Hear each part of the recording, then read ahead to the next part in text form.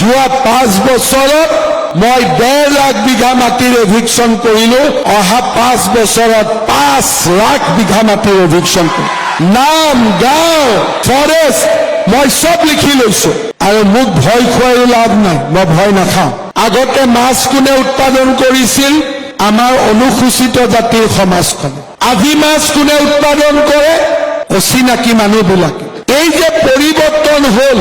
এই পৰিৱৰ্তনক আমি কাকো হিংসা নকৰো যোনে কৰিছে কৰিব দিয়ক কাকো ভাঙি দিব আমি কোৱা নাই কিন্তু অসমীয়াইটো প্ৰতিযোগিতা কৰিব লাগিব অসমীয়াইটো কৰবাত যুঁজিব লাগিব জাতিটোতো আমি জীয়াই থাকিব লাগিব এদিন দিন হ'ব আজি যেনেকে তেওঁলোকে আমাৰ ঘৰত আহি শ্ৰম কৰে আৰু 10 বছৰ পিছত আমাৰ ল'ৰা ছোৱালীয়ে তেওঁলোকৰ ঘৰত গৈ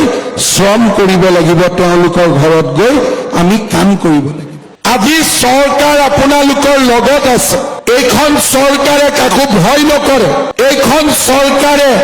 সিধা সিধি অসমীয়া মানুহৰ লগত থিয় হয় ই কাকো ভয় নকৰা চৰকাৰ এই চৰকাৰৰ সুযোগ লৈ জাতিটোক পুনৰ নিৰ্মাণ কৰক চৰকাৰী চাকৰিটো আমাৰ 60% হৈছিল তেওঁলোকে 40% পাইছিল এইবাৰ আমি মেৰিটত চাকৰি দিলো এতিয়া 1,55,000ৰ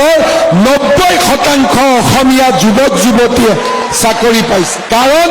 আমাৰ দিনত চাকৰি ৰকিবুল হুছেইনে নিদিয়ে আমাৰ দিনত চাকৰি পঢ়া শুনা কৰি পায় আৰু সেই কাৰণে আজি অসমীয়া ল'ৰাৰ দপদপনি যোৱা 5টা বছৰত আমি পৰিৱৰ্তন কৰিলো যোৱাকালি মই মিটিঙত কৈছো যোৱা 5 বছৰত